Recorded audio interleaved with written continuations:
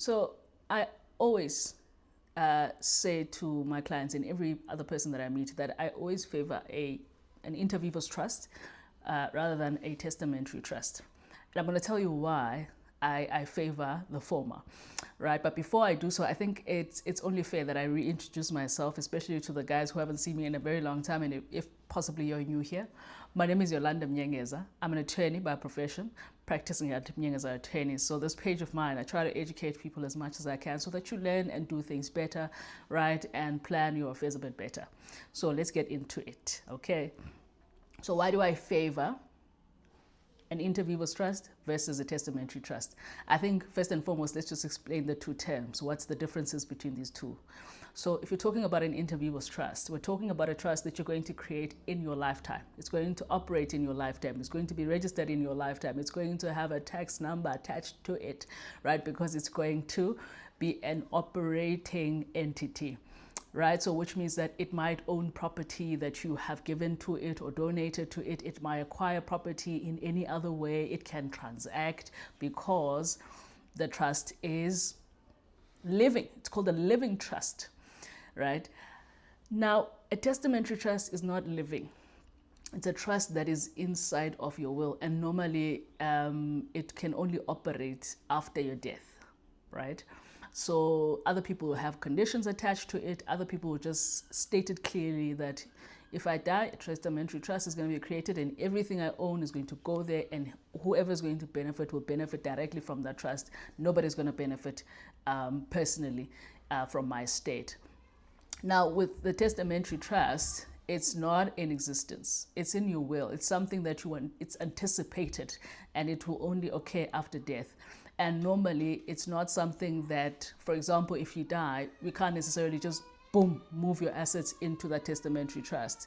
There's a process of administration that first has to take place. Thereafter, the whole thing is finished, and then that trust benefits all of that which you stated it must benefit. Now, the reason why then I don't favor the latter, which is, hold on one second, guys. Okay, so there's a baby crying. I thought closing the window was going to help, but let's continue, guys. I hope that you can at least hear what I'm saying. So why do I favor then, based on the explanation that I've given you, why do I favor the inter vivos one, the living trust? I favor it because it's living. One, it can acquire right now during your lifetime. You can build it right now and you see it in operation, right? And you get the opportunity, because you're still alive, right? You get the opportunity to see how it works. Is it really something that is going to benefit? And in practice, you get to see it. Oh, this is how it works, and this is what can be done. Oh, these are the things that can be incorporated, right? I feel like that's important exposure for someone who's leaving anything, just to get an idea of how things will operate when you're not there. So for me, I always say it's the best option. And number two, I like it because if you have like something like a life policy, you can make the trust a beneficiary, right? And that money will not be held up. It can directly be paid after the claim directly into that into that trust. Now, here's the difference. If you don't have an inter vivos trust and you have a testamentary trust, let's say you have a life policy here, right? And you don't have an inter vivos trust. You have this testamentary one that is contained in your will, that it must come into operation after your death, etc., etc. So because you don't have an inter vivos trust, often you will have to first get the proceeds of that life policy to go into your estate, if you want it to go into a trust eventually. So it has to go first into your estate, right? And then from your estate, after the whole administration, then it can move into a trust. So that process for me is a bit long. And number two, it's not the greatest one, although it's a good option as well, but it's not the greatest because it increases the value of your estate. But if you had already a living trust and you have 2 million rand, right?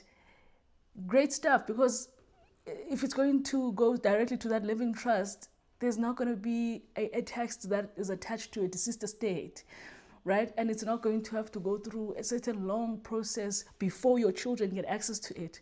Because that's also another thing, is that when it's paid into the estate, and eventually it has to go to a trust that is only created at death, which is the testamentary trust, it may take a while before your kids get access to it, because the administration process has to take place, obviously. But now with this one, once it's approved by the service provider, boom, it gets paid into the into the interviewer's trust, and already it can be distributed then to your children, covering all of those things that you were responsible for. You see why I like that an interviewer's trust. Sorry for that. Because also, guys, you have to understand one thing is that when you die, there's a lot of things that have to come to a stand. You know, we've got your bank accounts that can't operate until, in fact, they will never operate again. The monies now will have to be moved into an estate-led account, and then only through administration or that administration process can it be accessed. Your investments cannot be accessed. Nothing that you owned personally can be accessed now because it has to go through the deceased estate. But if you had a testamentary trust and you have a policy, at least you are comfortable knowing that at least there's monies that are readily available, rather than people having to wait for the administration process, which can sometimes drag for years. Right, so this is why I like an interviewer's trust. And plus, you get the opportunity to build into an interviewer's trust, especially if you're a business owner, right? I feel like it's a fantastic thing for you, but let's do the business owner aspect some other time. I just wanted to clarify that one. But if you're saying let's do the business one so that you can understand why it's beneficial for you, just do a thumbs up or say yay or nay on the comment section. And then I'm going to create another video talking about that aspect. I'll see you again. Just as a reminder, my name is Yolanda Mnyengeza. I'm an attorney by profession. See you next time.